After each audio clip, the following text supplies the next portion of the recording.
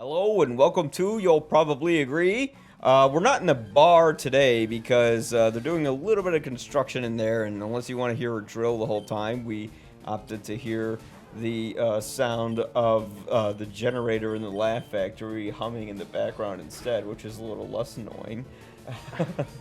But no, I'm here with comedian Alex Klaes. What's up? Yeah, who is I didn't know this until I talked to you. You're a hardcore Pokemon fan, and It is very hard to, keep hidden under my cool mystique that I put out to the world.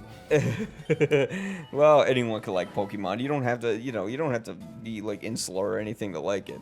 And No, I meant I didn't come off super cool, which is how Pokemon fans come off. I just came off as regular cool. You're pretty cool, especially compared to me.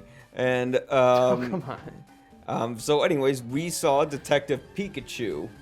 And yeah, I mean, I guess I would love. I guess I could talk a little bit about it, and then I could ask you about it. First of all, I gotta say I loved going to see this movie with you because I thought you had any frame of reference at all for Pokemon. Yeah, because when I found out you had no idea, I'm like, I'm gonna have fun seeing this as a fan, and then also sitting next to you, having no idea. Because I remember at one point, what was it like? They talked about like Cubone's thing, and you were like, what?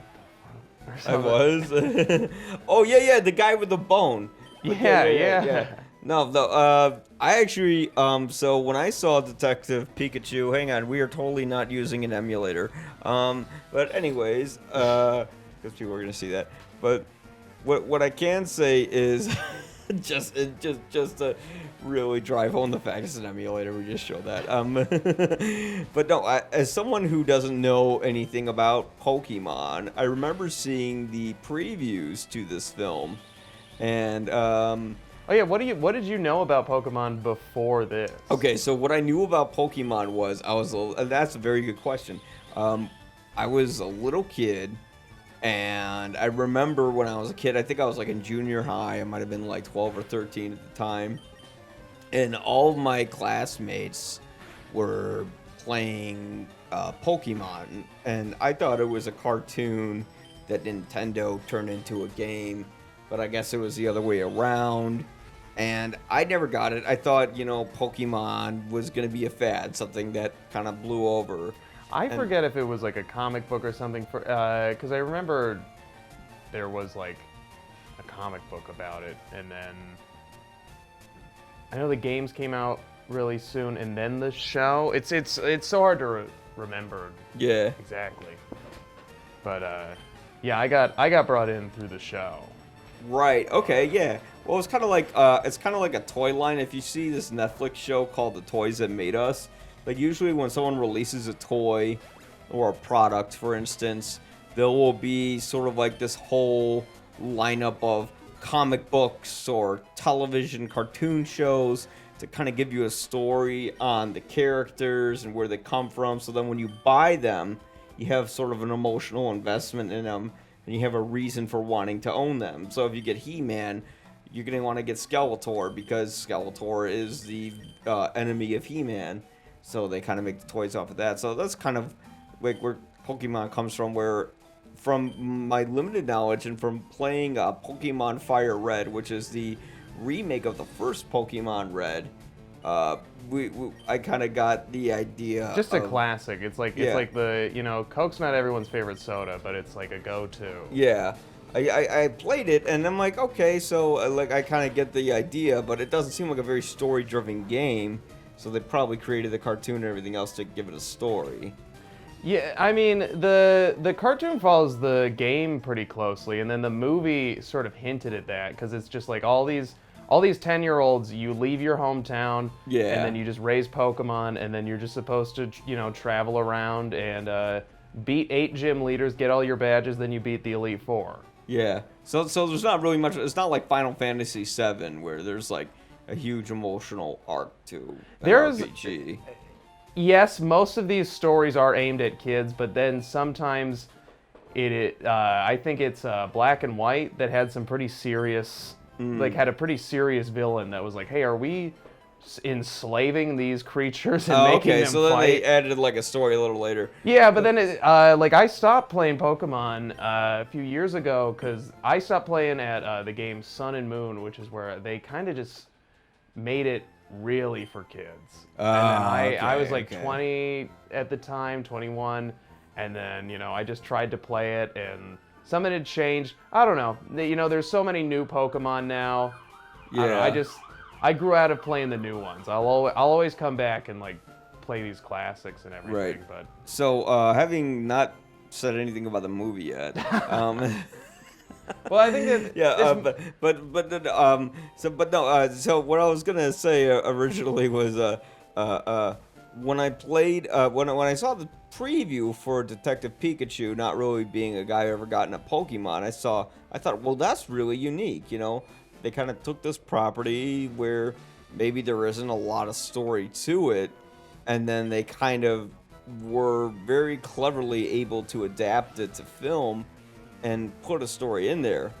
So then I go see the movie, and I really liked the world building that it did. I liked how they kind of made it sort of this believable, almost futuresque world where it's not, but it's still kind of very gritty, very down to earth. Yeah, Pokemon's always been like it's been very. If I had to compare it to like another futuristic society, I would say like Star Trek, where because this was a futuristic society made in the 90s. Yeah. It is like, look at this like holographic device, but it's also like the size of a graph calculator. Yeah. And it has actual buttons. I've always seen like that aesthetic in Pokemon. Yeah. So like the nice thing was they kind of took all these elements and they kind of made this incredible world that they built off of, where I would love to see more of this world.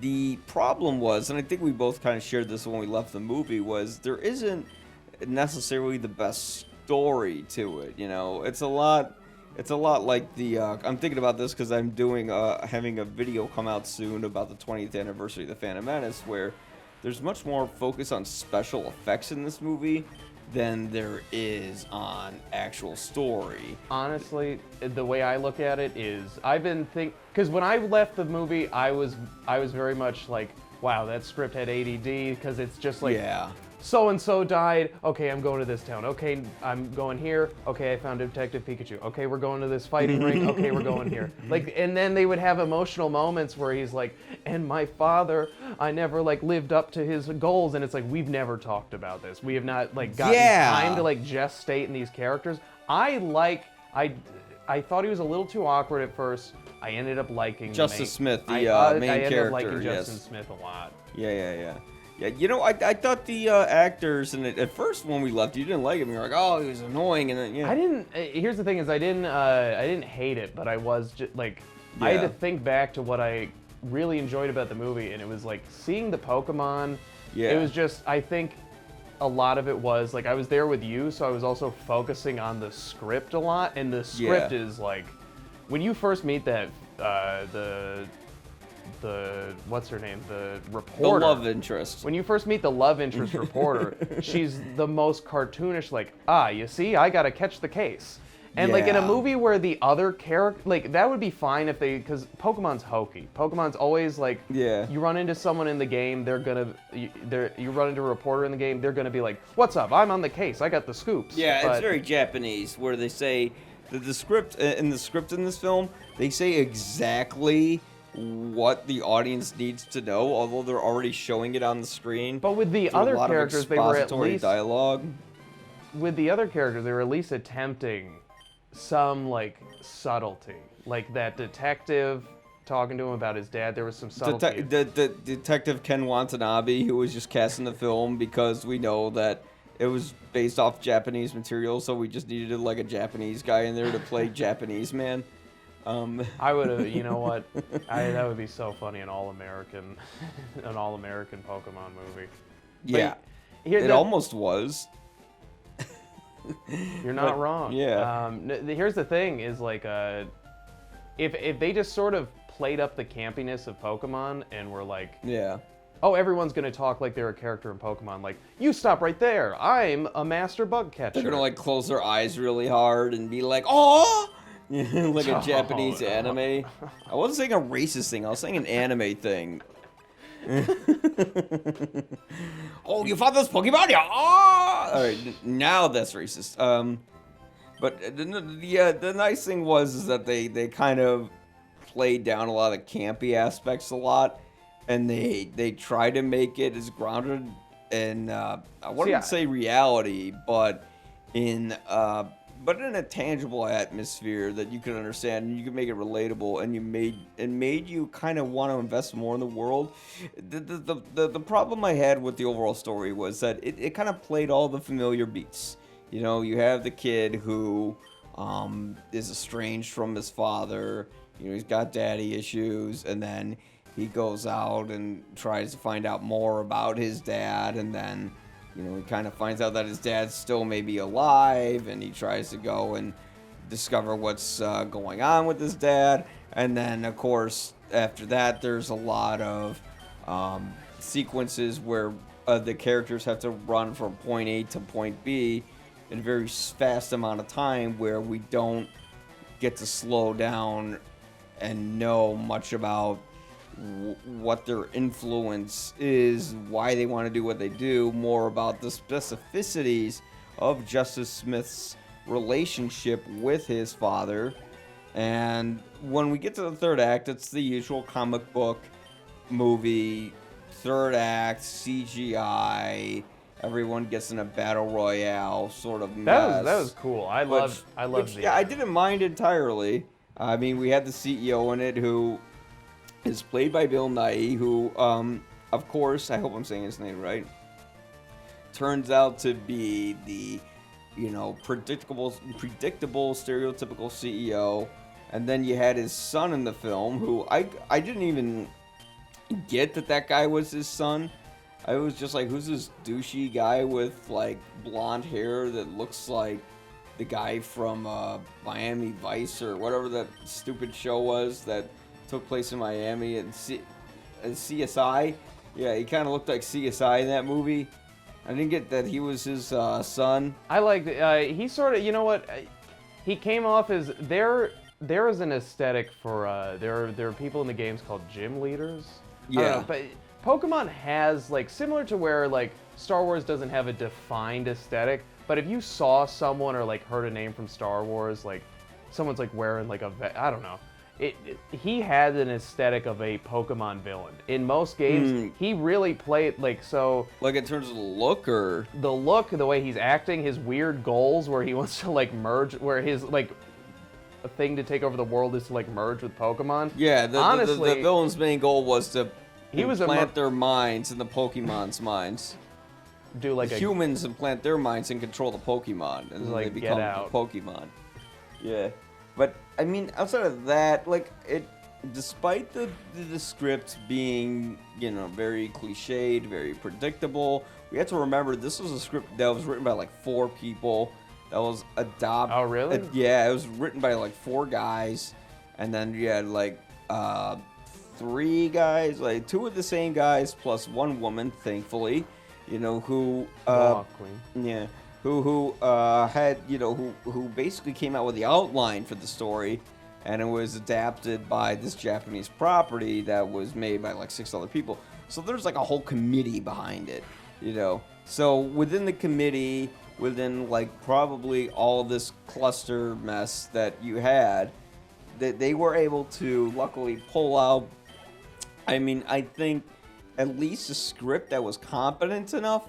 And this is sort of the only video game movie that I've seen where I actually am curious to see where it can go, because it has potential to grow. I've seen people saying, like, this is the first good video game movie. And there's been other video game movies that have been fine, but they've been ones that, like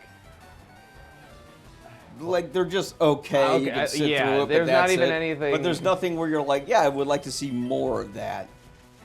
And that was the nice thing with this film. It's like, yeah, a lot of things are underdeveloped. You know, it plays things by the familiar beats a little too much. But at the end of the day, I felt like, you know, I was entertained, and I would like to see where these stories could go. So, having said that, I think it was a success. There is one other video game movie that I would love to eventually talk about, which was Final Fantasy: The Spirits Within, that I think was vastly overlooked and something that actually was a technological breakthrough when it came out. See, I haven't seen that, but I've heard that it's just like unwatchable. Yeah, you see, that's why I want to talk about it, because I haven't seen it straight through in quite some time, but it's a movie that, although it's based on a video game, it tries to be deep. I don't know how deep it gets or that's my accomplishes at being deep, but it has a rather tragic ending, and the technology that they use in it, if you've seen like those Robert Zemeckis movies like Polar Express or Beowulf, that was the first movie to use that kind of like realistic 3D technology to emulate real life. So it was actually ahead of its time. But having said that, this is sort of the other video game movie for me where it kind of, in terms of video game movies, it kind of broke ground where, you know, it wasn't just a video game movie, it was actually kind of an interesting commercial film that did something a little different. And it wasn't just tied down to all the aesthetics of recreating scenes in the game for the sake of entertaining an audience that is playing the games and just want to see the movie. Now, having kind of said all that, what were your thoughts as like maybe a Pokemon fan and as a movie fan with this film? As a Pokemon fan, this is fun. This is a fun-ass movie to see as a Pokemon fan. It is, I don't even, because here's the thing is, I haven't been invested in I was like really into Pokemon. I collected all the cards, I liked the show, you know, I grew out of the show first, and then, you know, I played the video games up until I was like 20. But this movie, you go to see it for the spectacle of the Pokemon, and it's really cool seeing Pokemon on, because if you wanted to just see a Pokemon movie, there's 19 to 20 other Pokemon movies. And they're all animated, right? They're all animated. Yeah. And, you know, ever since I was a little kid, it's always been the joke, like, oh, they're going to make a Zelda movie, or they're going to make a Pokemon movie. I wonder what, and, like, they put in a lot of effort, and they put in some, like, they use Pokemon really well in the movie. They all look good, which is insane. I've never had a movie where like a lot of it's CGI and I'm like excited to see what the next CGI thing looks like. Yeah. But they did such a good job on the designs that like Pokemon fans, you're going to be really excited by this. If you are not a Pokemon fan, I don't know what you're doing seeing this movie if you don't have a kid or something. Because part of me was sitting there like with you, Mike. Yeah.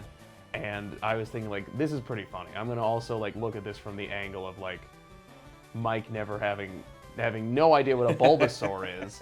Like, some of the scenes carry weight in the fact, like, you're just supposed to know what Bulbasaurs are, or you're supposed to, like, have context for, like, what certain Pokemon are for a scene to be cool. Like, Mike, you must have been bored out of your mind with the Greninja scene. Like, I was having a great time seeing, like, all these cool Pokemon. Who's Greninja? It's those blue frogs that chase them through the woods.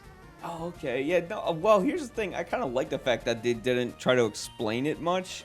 Oh, because if they tried to go around and say, this Pokemon is this, and this Pokemon is that, just for the audience, that would have been too distracting. I kind of like what they did with what George Lucas did with the original Star Wars, where you get an overall idea of what the universe is. Yeah, I'm glad they didn't try and make this for my mom, you know? Yeah. So, like, I honestly didn't mind it that much. I mean, maybe it was a little too self-referential, where the references would leave people who are not fans sort of questioning a lot. But luckily, I thought...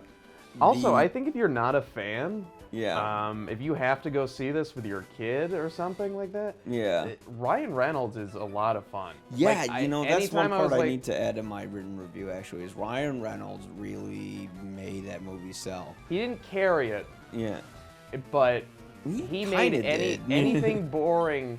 Because here's the thing, is you also have to give credit to the Pokemon and stuff like that, and like, that's part of the CGI design, the cinematography behind it, you know. But if we're talking like characters, Ryan Reynolds carries the film. Sometimes Justin Smith, he's playing this like character who's like, oh, I'm awkward, and then it's like that's kind of fun and relatable until he's doing it every single scene, and then it's like, oh my god, That's like his, this like, is about your only dad. thing. You're investigating your dad's death. Grow a pair or something. I don't know. Yeah, because like that was kind of his only characteristic in a way. Changed a little bit. That he's like kind of awkward and he just always like screams and fumbles around. And he's likable. He was likable though. I did like him. He's an enjoyable main character. But the news reporter girl, let me pull up her name real quick here. I know she was Catherine Newton. She played Lucy Stevens in the movie, and she was. Am I wrong? She's the daughter from was it Killing of a Sacred Deer? Was she? Yeah, that's her, right? Let me check, but I know she was in 3 Billboards, and she played, John Hawk's like underage girlfriend in it. But yes, her character was kind of undercooked. They were just like, hey, we're gonna sort of just. They just made her like. She was eye candy for teenagers. Like that's all she was there for, really. I didn't even see it as that. She just came off as like. So in Pokemon, everyone sort of has their partner they travel with, and they're sort of, and you know, like in the show, the main character has like this spunky like teenage girl like partner coming with him, and I thought like, oh okay, they're just trying to like make her interesting, make her a reporter, all that stuff. But it just when Justin Smith is acting like. He's acting like someone in 2019 being an awkward dude his age. Yeah. But then, and everyone else is kind of acting normal. Ken Watanabe's acting like a detective. His friend's acting like a good friend. And then she comes along acting like she's out of the show, where she's like, how is it going? I'm the top ace detective. Like, Mike, wait till I get into a battle with someone and you'll meet them and they're literally like, I'm Lucy, I'm on the mountain. I'm here tracking my boyfriend down. So she's literally just saying expository dialogue. And that's like her only it's just purpose. like that's how like everyone in Pokemon, because it's all cartoon, you know, it's all very cartoony, and everyone's just sort of like, "Hello, I am Pokemon Master Lee." It's very much like an anime. Yeah. But like they were normalizing it, and then she came along, and then I was like, okay, maybe because it's bad. It's like cringy when she comes in the scene. It's so forced. And then I'm like, you know what?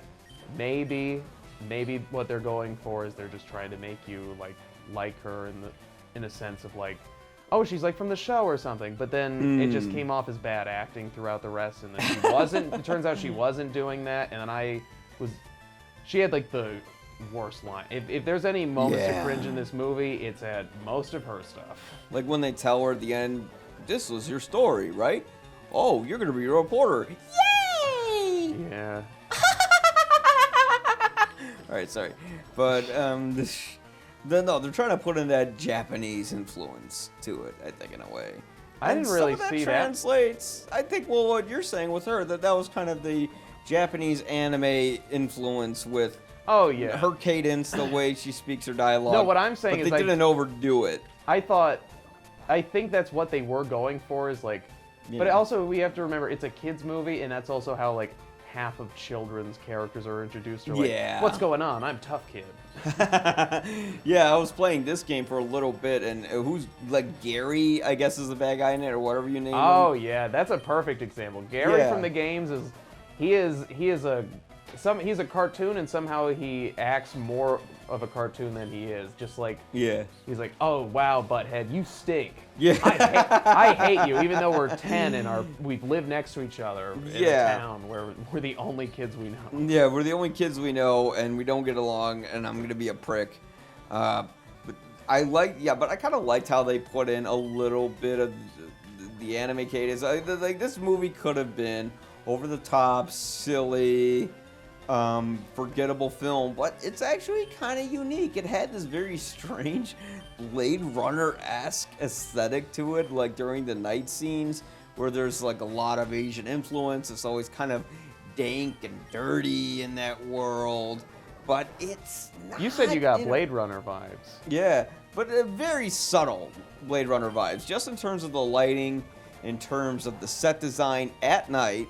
when they're out in the streets. Like, if you look at the police station with Ken Watanabe, everything's kind of got this blue color palette, sort of like the police station in Blade Runner when Deckard's sort of getting the information about the mission he has to go on. When they're outside, you have sort of a lot of signs written in Japanese with like big, I think there was like Coca-Cola ads and stuff like that in the movie. I could be mistaken, but they kind of had like some ads going around. It's like, they very strangely borrowed some stuff from some R-rated films, but oddly it worked in this movie because it was subtle enough where it didn't bother me, but actually kind of worked for creating a tangible environment where this movie isn't going to be over the top silly in a lot of ways. There was also a couple cool references I really liked where towards the third act of the movie, they take a bunch of Pokemon balloons during a parade, and then they release poisonous gas. And if you see 1989's Batman, Jack Nicholson takes a lot of balloons and releases poisonous gas during a parade. You know what, Mike? I hope that's what they were referencing. I think they were. It's like, it was just almost too direct. Like, the gas was even coming through the sides like it was in the movie. I agree with you on the Terminator 2 reference for sure. Oh, yeah. When, what's the name of the shape-shifting Pokemon? Ditto. Okay, yeah, so, like, at one point, Ditto's dying, and when he dies, he goes to all of his multiple forms in rapid succession, and then melts to the ground, much like the T-1000 did when he was melting in lava. So it's kind of funny that they kind of put in these references from 90s movies that I know and 80s movies, but it's not inappropriate. It's not like, oh God, why would you ever reference that in Pokemon? I've brought it up a lot to like people who I've been telling to go see the movie. Like, there was in the beginning I was a little shaky in the movie, and then I realized that there were some people with like that actually were having fun behind the scenes because Ryan Reynolds just started like, there's that line where he's like, I don't usually take people back to my place in the first night or something. I'm not that kind of Pokemon. And I'm like, what the fuck? Oh God, he said that? I don't even remember that. They sit on it. It's like a line. It's not even like a background line. And I'm just like, oh man, they just let Ryan Reynolds go off. Yeah, they just let him go full Deadpool. Oh man, you're evolving another Pokemon.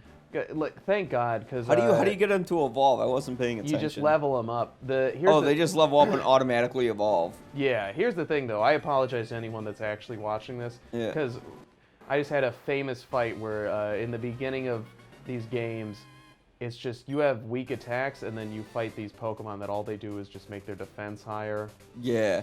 And then they lower your defense. No, they don't lower your defense. They just keep raising their defense, and then you have weak attacks. So it's just the fight takes like 4 minutes. So you gotta grind like crazy. Oh man, I just got into another fight which I shouldn't have. See, here's the thing with me with RPGs. Like, if I'm getting into a fight, it's like just like my own pride. I have to go through the fight even if I die, because I gotta level up. If I run away, I'm a pussy. But. That's my weird thing. See, I play strategy games strategically. Yeah. Ryan Reynolds, here's the thing is, I had a good time I had my own fun looking at the Pokemon and being like, oh, that's funny, they make small references to things that if you are a Pokemon fan, there is payoff in the fact that they reference things. They're like, oh yeah, like something like Palatine. Oh, we all left town when we were 10 years old. All this stuff, and I'm like, oh, okay, this is kind of funny. They're like it didn't make but Ryan Reynolds came along. And then I had a really good time because there was a character. I love Detective Pikachu. Is a very fun character. He's a great character. And Ryan Reynolds is the only reason. Like, I don't think anyone else doing that character would have been. And I'm pretty sure they cast him because of Deadpool, because he's good at kind of quipping and being fast and likable. Because they didn't want Pikachu to just go around and go, Pika, Pika, Pikachu! Throughout the whole film. And just like his chemistry with Psyduck. Oh God, yeah, I like Psyduck now. I saw that movie, I'm like, I like Psyduck. I'm gonna catch.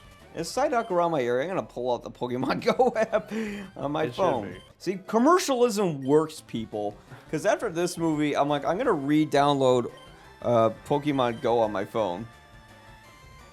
Yeah, so there's. Oh God, Mike, we are stuck in a battle. So what's happening right now with this battle is I walked 0 kilometers this week.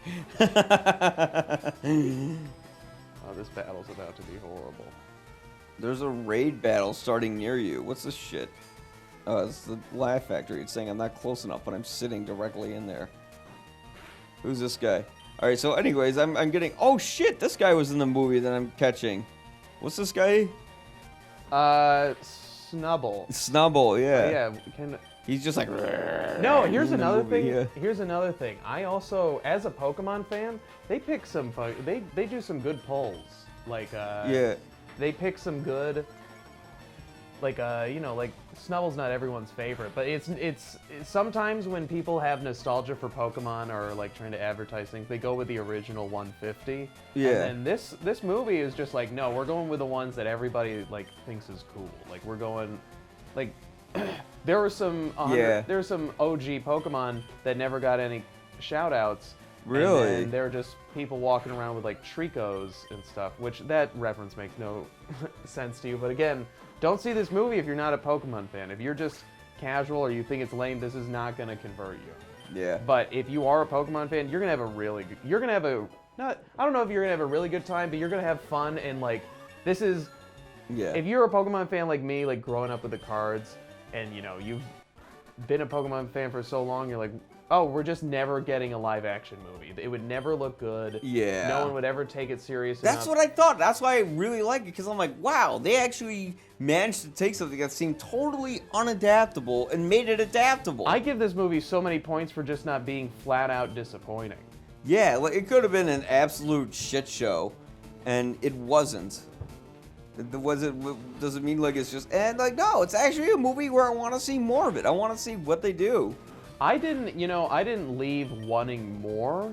Yeah. I left wanting maybe like, you know what, maybe I did leave wanting more in the sense that I wanted to see more Pokemon and stuff like that. But Well, I just want to see where the story goes, because now that they kind of got through all the standard characters. Oh shit, here's the rock guy. They're taking all the guys from the movie and like putting up, fuck, just get him with the ball! Sorry. No, they're not, those aren't just the Pokemon from the movie, those are like fan favorites. Yeah, they did. Okay, so that's what they did.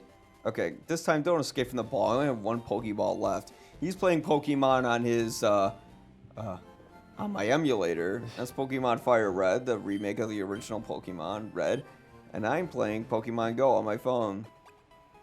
But, anyways, yeah, they took all these familiar Pokemon and they put them in the movie, and they work, because you kind of get, I like how they immediately like recognize, like, yes, all Pokemon are cute, you know. And I like how they didn't just try and play it off. Like, the thing is they were self-aware while also being like understanding what Pokemon is. Yeah. In that, like, so, like, Psyduck, they didn't, you know, they played him up as a joke. They didn't try and play it off as, like, take Psyduck seriously. Yeah. Why aren't you taking Pokemon seriously? It felt very, like... It felt like they did the right moves. Like, something I wouldn't have thought of. Yeah, they knew how to have fun with the material while also not having too much fun. It felt like they were just completely making fun of it, unlike Ryan Johnson. Okay, now I'm mentioning him out of spite in like every review now, but yeah, at least that they knew when to have fun with the material and when to take it seriously, and they struck a good balance between that. And I guess, gosh, what I don't know what else I can say about this movie. Like, yes, the structure is a bit of an issue. The pacing is a little, not the structure, but the pacing. The pacing's a little too fast. The story's a little too cliched, but the movie has enough charm and originality to it, with enough likable characters and enough personality to it, where I would give it a recommendation. Would you recommend it to someone that's not a Pokemon fan, though? Because that's my thing, is I left the movie being like, ugh, like, because I watched it, like, I was in awe from, like, all the Pokemon stuff. I was like, that's awesome. But then in my head, I was like, sucks that it was, like, a bad script, though. Yeah, I wouldn't say it was a bad script, but it was just kind of a decent script. Reflecting on it, looking at it from just like being a Pokemon fan standpoint, it was a lot better. Just that like, because when you're watching it as a movie, you're like, oh man, that exposition. But really, you're supposed to be in the scene like, oh wow, this police detective is like hanging out with his Pokemon. You're not, you know. So if you go in and you're like, wow, I'm ready to see a movie about all these cool ass Pokemon. I don't know if I'd recommend. I don't know if I'd recommend it to people that aren't. Well, as someone who's not a Pokemon fan, I would say if you're going with maybe a friend who's a Pokemon fan, that's fun. If you're going with your family, I think that's fun because you can still get a little something out of it. It's not like when my dad took me to see the Power Rangers movie, and he's like, what is this? You know? My dad took me to go see the Yu-Gi-Oh movie, and they don't even try to make that for people that And when I say the Power Rangers movie, I don't mean the one that came out 2 years ago. I mean Secret of the Ooze that came out in the 90s. But, you know, this actually is original enough and charming enough where I think a casual could enjoy it.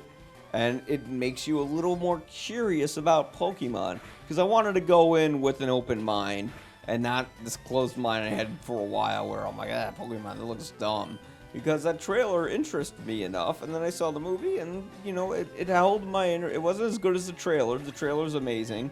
But it interested me enough to kind of want to get to know a little more about these. So, yeah, I would recommend it to a casual. I mean, I wouldn't recommend it. Like, it's a good date movie, too. You know? I'm very heavily surprised that they were able to bring the Pokemon aesthetic over without it looking bad, because I don't think I've ever seen like someone try to like dress up as a character from the show or like do anything from the show and it just not looking awful.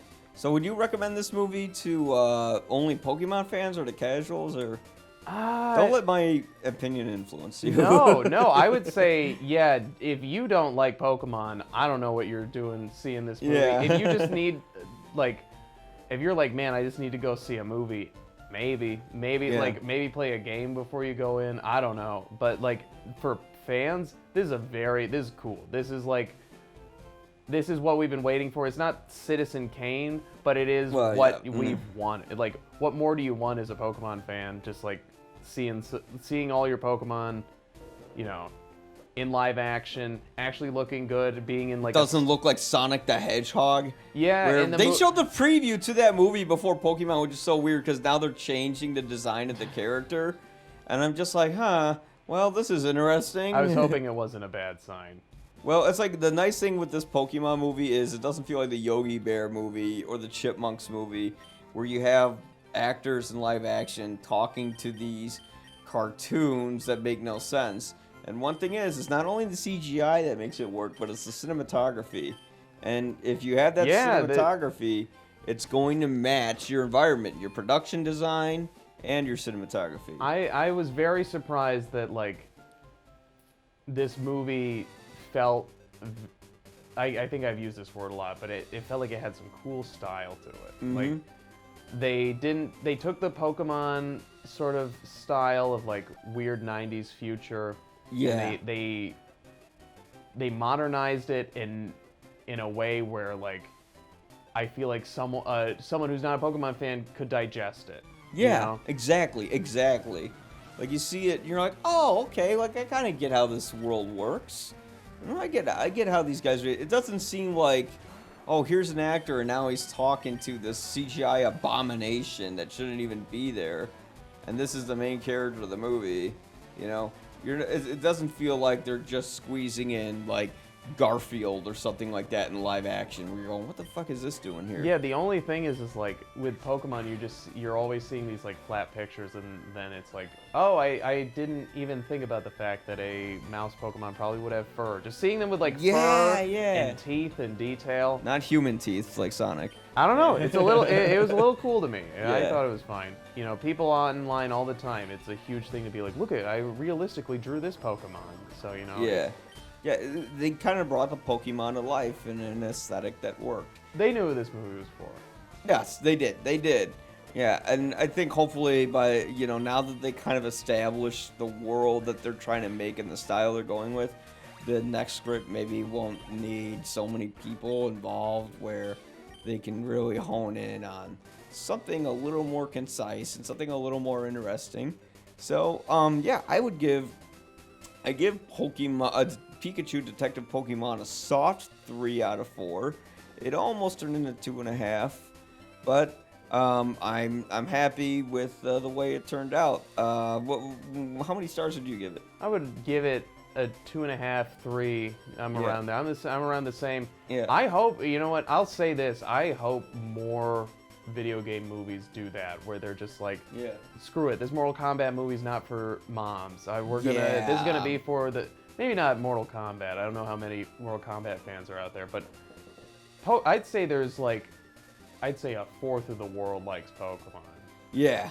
Yeah. You know? Yeah, we don't want PG-13 Mortal Kombat. And I like that they knew they could just cut a few corners in the like exposition department, stuff like that. And I think, you know what?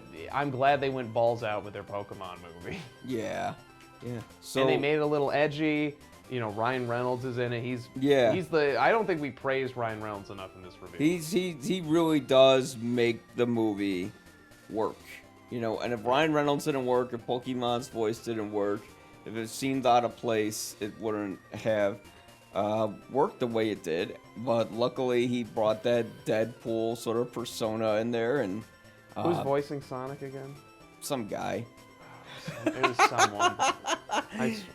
But it seemed like some guy who was just trying to come off as likable. But yeah, you know, Ryan Reynolds really made that work. God, if they got someone like, if they got like Chris Pine to voice Pikachu, which is something they would do. Ben Schwartz is Sonic the Hedgehog. That's right. Who's Ben Schwartz? He's the. Do you ever see Parks and Rec? No. Oh shit. He's sort of just known for being the like, "What's up? I'm Zany Man." Yeah. See, that movie's so by the numbers and. No, I'm glad that like. Whoever was putting this movie together had like a sense of humor. I mean, it's not hard to like. Ryan Reynolds isn't like a tough bet nowadays, but to make him Pikachu and let him get away with cocaine and like slut jokes. Fucking someone made this movie with, you could feel the heart in this movie at least. Yeah. The love for Pokemon, you could at least feel that. Yeah. Brought me back to my childhood. Yeah, so there we go. This 3 stars from both of us. It's a recommendation. And hopefully we get to see more. I don't know if the video game movie curse has been broken yet. Because I think the curse will be broken when they make a video game movie that is fantastic. This was a step in the right direction. This is not the chosen curse breaker. Yeah. But we're getting closer. What do you think could be the movie that? I don't know. If I have my ideas, but I don't know. Well, I mean, they did make a TV series based on a video game that's very good, which is Castlevania. So it could be anything. I've seen some of Castlevania that's not bad. Yeah. But that's the thing is, you know, video games tell a story in 60 hours. Yeah. You kind of just need that time to build a world. Yeah. All right. So that's it for me. Thanks a lot, Alex. Where can we find you? Is there anything you want to plug? Follow me. I'm on Twitter and Instagram at Klaes, ALKLAES. I tweet a lot. I don't post that much on Instagram, but check me out on Twitter. I don't post as much as I should, and I should really post more. Okay, so yes, and you can find me at You'll Probably Agree. That's YPA Reviews on YouTube. You can also find us at You'll Probably Agree or YPA Reviews on SoundCloud and iTunes. And you can find us at YPA. The YPA stands for You'll Probably Agree. That's YPAReviews.com with all of our written material, and the written review for this movie should be on there as well, along with the podcast and YouTube links and stuff to our sponsors. So thank you very much. You'll probably agree or not. And if you don't, please be kind as to why you don't. And thank you very much.